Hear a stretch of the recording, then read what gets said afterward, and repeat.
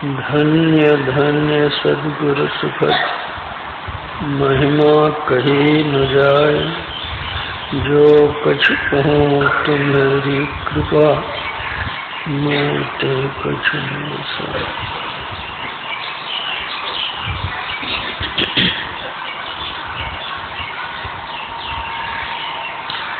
समवेत समादरणीय सज्जन वृंद, आदरणीय माताओं तथा भक्तिमती बहनों,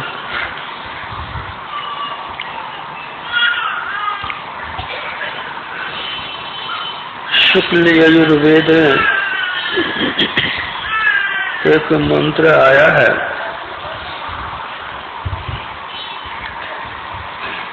ईशावास्यमिदं सर्वं यत्किंच जगत्यां जगत्, तेन त्यक्तेन भुंजीता मात्र कश्चित् धनम्।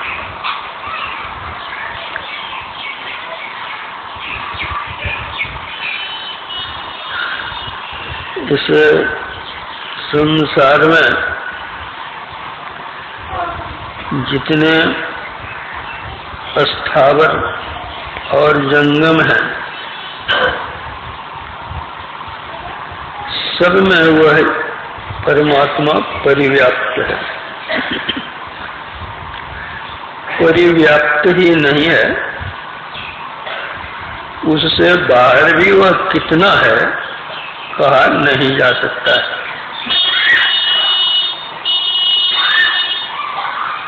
उस परब्रह्म परमात्मा का जो कोई साक्षात्कार कर लेते हैं और फिर भी संसार में रहते हैं, किस तरह रहते हैं? तेन त्यक्तेन भुंजीता, संसारासक्ति को छोड़ करके वे संसार में रहते हैं। धन किसका हुआ? किसी का नहीं।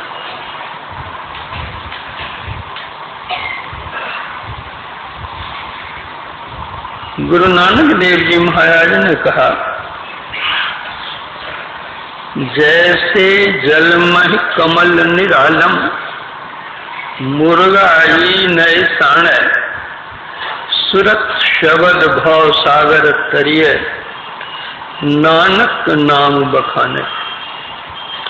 रही एकांत एको मन बसिया, आशा माह निराश, अगम अगोचर देख दिखाए, नानक ताका दासो।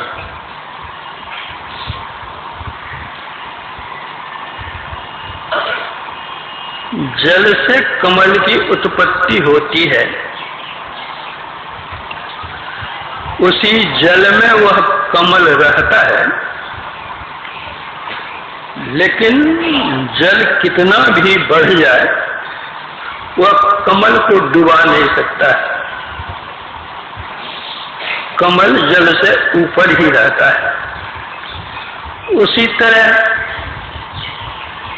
इस मायामय जगत में रहकर भी माया से जो ऊपर रहते हैं, सुरत शब्द योग का अभ्यास करते हैं,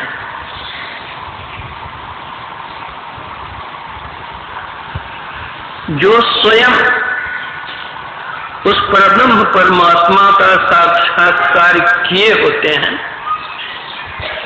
और दूसरे को भी करवा सकते हैं, तो वे संत सद्गुरु होते हैं।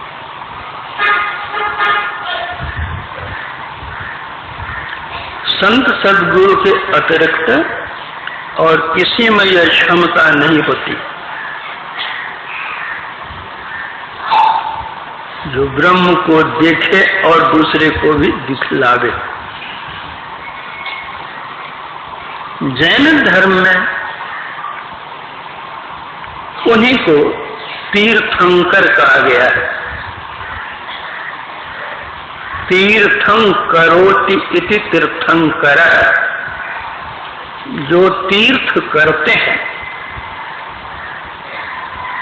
वे तीर्थंकर कहलाते हैं।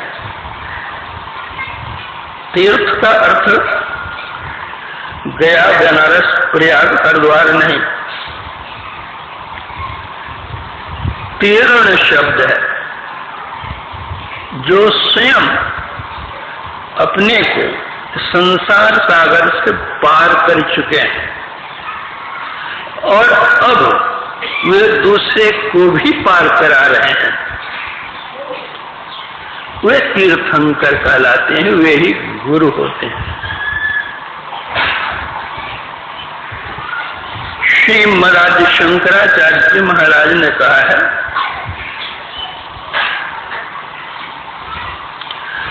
गुरु चरणाम्बुज निर्भर भगत संसारादतिराद्भव मुक्त सेन्द्रिय मानस नियमादेव रक्षस निजस्तम देवम। श्री गुरुदेव चरण पंकज का होकर अविचल भक्त, इस असार संस्कृति से हो जा तू अविलंब विरक्त। इंद्रिय युक्त मन का नियमन करने से इसी प्रकार देख सकेगा निज हृदय स्थित ईश्वर को अनिवार्य। जो गुरु चरणाश्रित होते हैं, गुरु शरणाश्रित होते हैं, वे ही देख पा सकते हैं। जिन्होंने अपने को गुरु पर न्योछावर कर दिया है,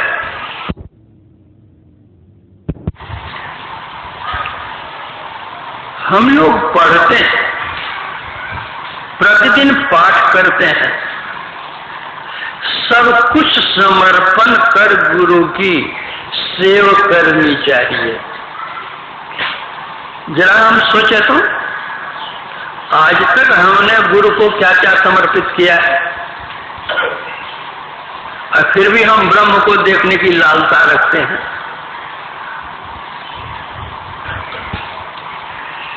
कोई चीज हम लेंगे जब तक दाम चुकाएंगे नहीं, हम चीज ले नहीं सकते। जो कुछ भी चीज है, हर चीज की कीमत चुकानी पड़ती है। संत कबीर साहब ने तो यहां तक कह दिया कि शीश दिए भी गुरु मिले तो भी सस्ता जान, सस्ता सौदा ये होगा अगर सिर देने पर भी मिल जाए। कहेंगे कि गुरु तो हम लोगों को मिले हुए, बड़े महान संत थे हमारे गुरु, मिले हुए तो हैं, और क्या हमको मिलेंगे? नहीं मिले। कहाँ मिले? क्या हमने पहचाना? वह आंख हम में आई कि ठीक ही ये संत है, सदगुरु है? पहचाना कहाँ हमने? अगर हम पहचाने होते तो गुरु के प्रति जो शिष्य का भाव होता है, जो भावना होती है, जो व्यवहार होता है, ये होते। आज हमारी पूजा होती है, हमारी प्रतिष्ठा होती है, हमें कुछ चढ़ावा भी मिलता है, तो इससे हम यह न समझ जाए कि यह हमारी प्रतिष्ठा है और हमारी पूजा है और हमारे ये पैसे हैं।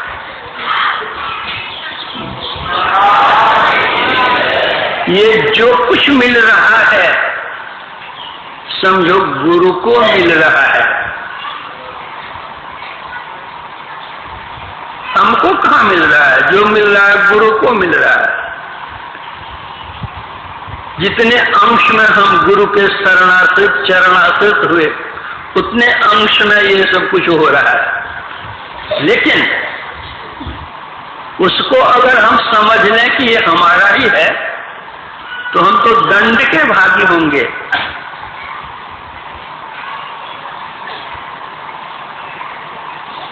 कहीं से किसी का मनी ऑर्डर आवे और पोस्टमैन उसको समझ ले कि हमारा ही रुपया है,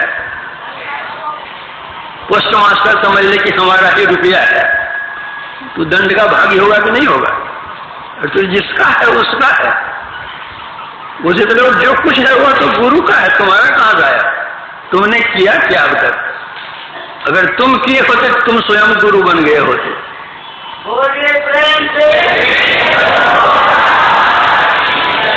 वो क्षमता कहाँ है? हमें तो इतनी भी क्षमता नहीं हो पाई कि हम गुरु के चरण पर रज भी ले सकें। रज लेने के योग्य भी अपने को हम नहीं रख। कोई भी गंगा किनारे जाता है गंगा जल लाने के लिए तो बोतल को पहले साफ कर लेता है। जिस बाल्टी में लाएंगे या टीन में लाएंगे या जिस चीज में हम गंगा जल लाएंगे उसको पहले ही धो लेते हैं, तब गंगा जल उसमें लेते हैं।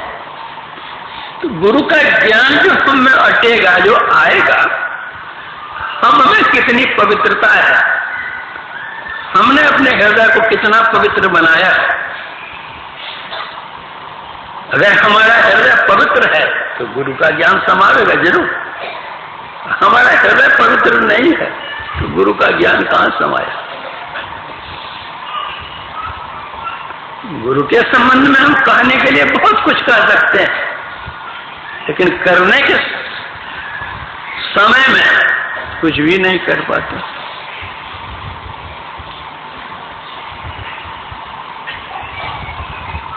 गुरु बिन भवनिधि तरई न कोई, ज्यों बिरंच शंकर सम होई। दूसरा संसार सागर से कौन पार कर सकता है? त्रितापों से कौन मुक्त कर सकता है? कोई नहीं। लेकिन उसी अंश में हम पवित्रता भी आनी चाहिए, शुद्धता भी आनी चाहिए, निष्कपटता आनी चाहिए, राग द्वेष से रहित हृदय होना चाहिए,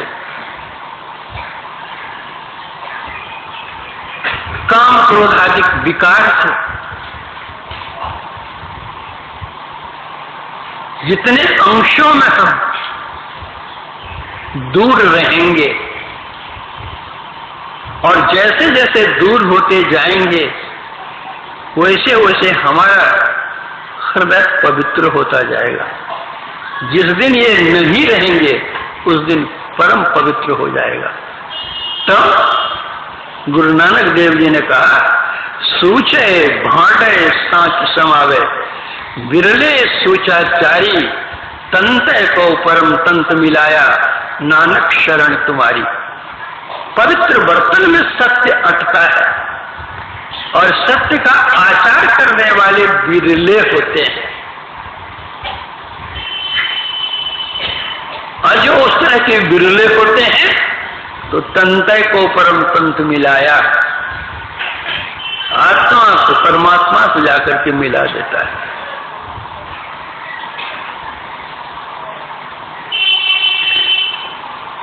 समुद्र की ऊपरी सतह पर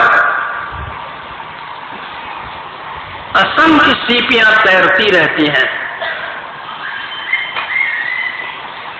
अनगिनत सीपियां तैरती रहती हैं, लेकिन जिस सीपी में स्वाति बूंद पड़ जाती है वह ऊपर में तैरती नहीं है, वह सीधे नीचे चली जाती है और तल में, और वहां तल में जाकर वो बैठ जाती है और वह बूंद अपना काम करने लग जाती है। बनते बनते बनते बनते मोती बन जाता है। उसी तरह गुरु का ज्ञान तो हमको मिला, लेकिन क्या हम अंतस्थल में जाकर डूबे हैं? कभी डुबकी लगाए हैं? अगर डुबकी ही नहीं लगाई तो मोती कहां से बनेगा? तो समुद्र के ऊपर सतह पर, ऊपरी सतह पर हम तैर रहे हैं, थोड़ी सी प्रतिष्ठा में, थोड़े से पैसे में, थोड़े आदर में, थोड़े सत्कार में, हम तो ही ऊपरी सतह पर तैर रहे हैं।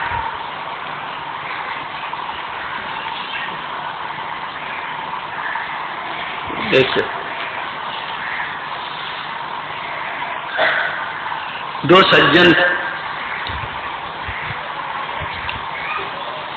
गरीब लकड़हारे थे,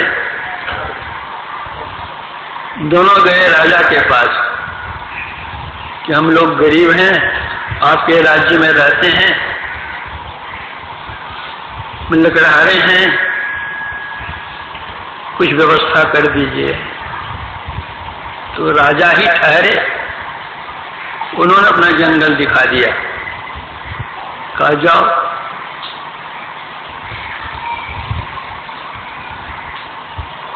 काट काट करके बेचो।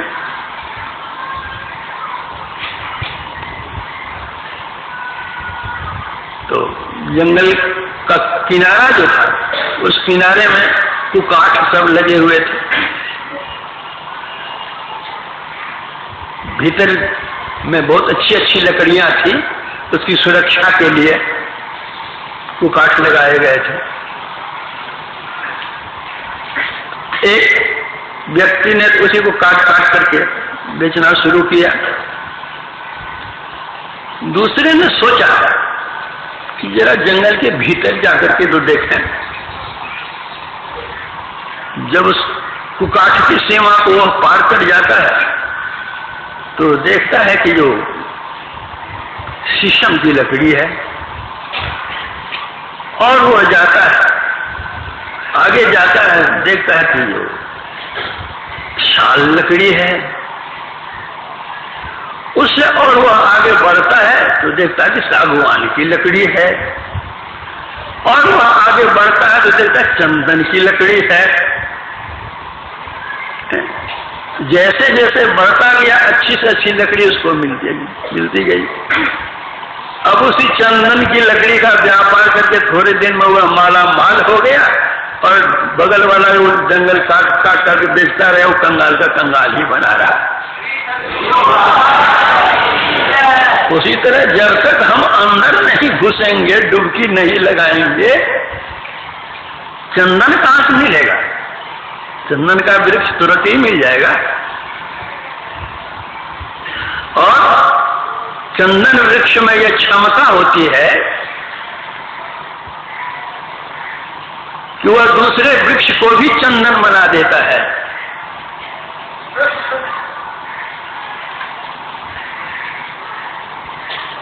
लेकिन वह चंदन वृक्ष भी सब लकड़ियों को चंदन नहीं बना सकता है।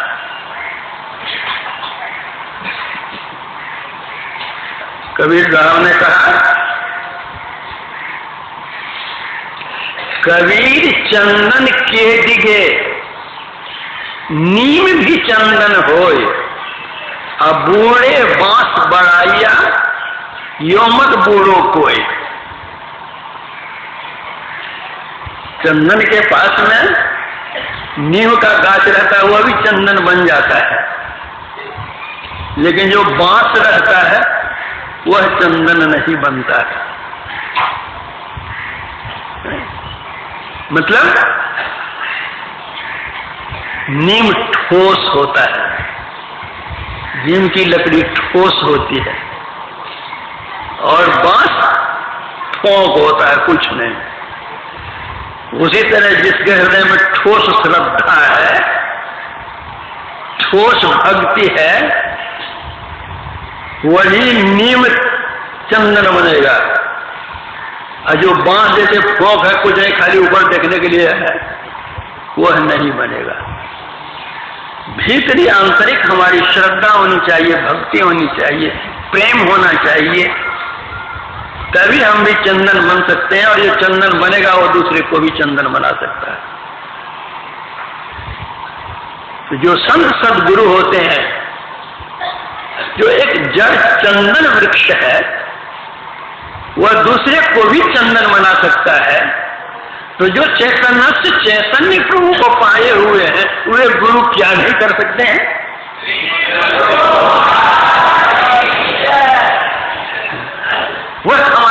सब कुछ कर सकते हैं, लेकिन उनकी कृपा लेने के लिए हमारे पास स्थान चाहिए, पात्र चाहिए। वर्षा सर्वत्र हो जाती है, लेकिन जहां गड्ढा रहता है वहीं जाकर के पानी टिकता है। वर्षा होने के समय हम वर्षा का जल यह नहीं कहता कि हम अमुक जगह बरसेंगे, अमुक जगह नहीं बरसेंगे।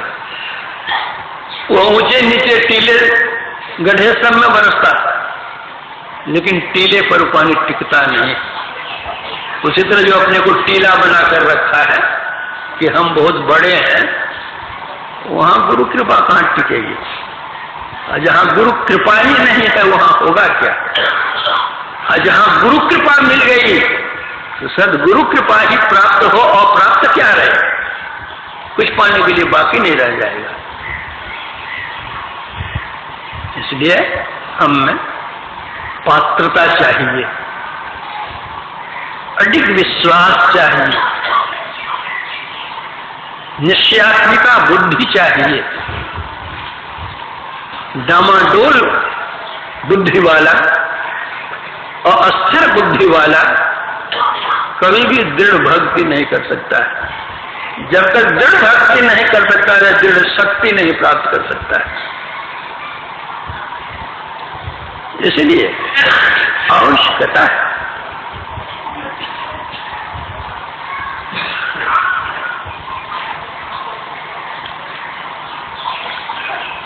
गुरु से ज्ञान जो लीजिए, शीश दीजिए दान। अगर नहीं दिया तो बहुतक भोंदू बह गए, राखी जीव अभिमान। जिसके अंदर अभिमान भरा हुआ है, गुरु ज्ञान रखने का स्थान कहाँ है? उसको धो डालें, पवित्र कर डालें, शुद्ध हो जाए तभी। इसीलिए अभी आप लोगों ने सुना भी होगा कि बिनु गुरु होई की ज्ञान, अज्ञान की होई विराग बिनु, गावहि वेद पुराण, सुख की लही हरि भगति बिनु।